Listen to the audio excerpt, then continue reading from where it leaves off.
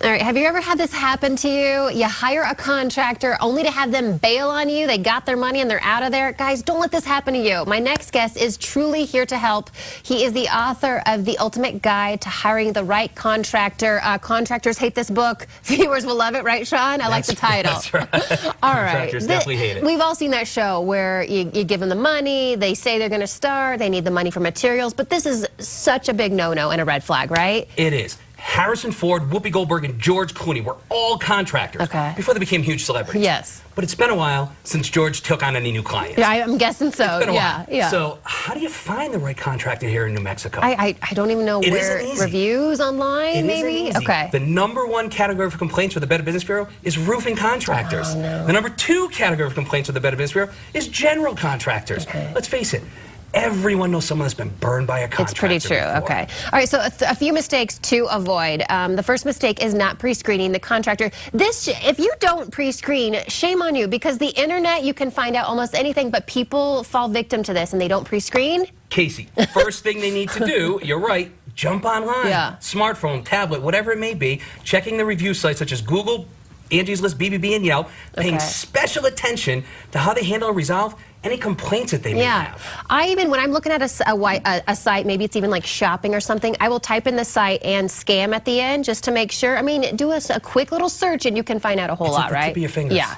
Next mistake, not getting everything in writing. You need to get a written on-time finish guarantee. Even if this is like an email or handwritten? You need a handwritten on-time finish guarantee. Wow. You need to know exactly how long your project's going to take to complete before it's even started. We've all heard the horror stories. Where you're sitting with your contractor at the table, he says, don't worry about it, kitchen will be done 2 or 3 weeks. And then it's 5 months later, your kitchen's still not done. And you're outside doing your dishes with a garden hose. Oh my God. This is not a lie, because from that show, Adam Carolla's show, people are out like, I have no kitchen for months, so it happened. She was working out of a cooler. Poor thing. Cooler outside was her kitchen. It's getting too cold for that. Okay.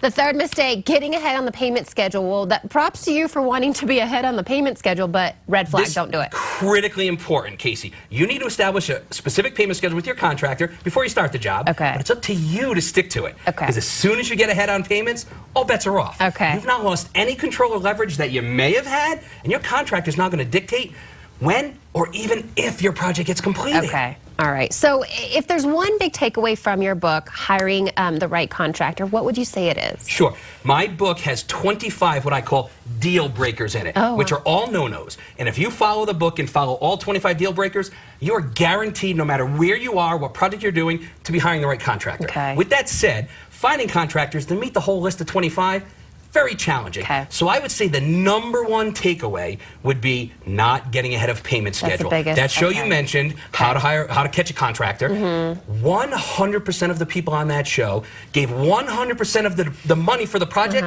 and not a single project in 3 seasons on that show were completed. Nothing. Even poorly completed, Casey. Okay. If you give them 100% of the money, of course they're not going to come back. And where's their incentive to keep going? They already have their payment. We've already done it. it. To the next project. Yeah. Sean King, here to truly help people. Of course, we can pick up your book. It's on Amazon. Or for more tips and info, just go online, SeanKing.tv.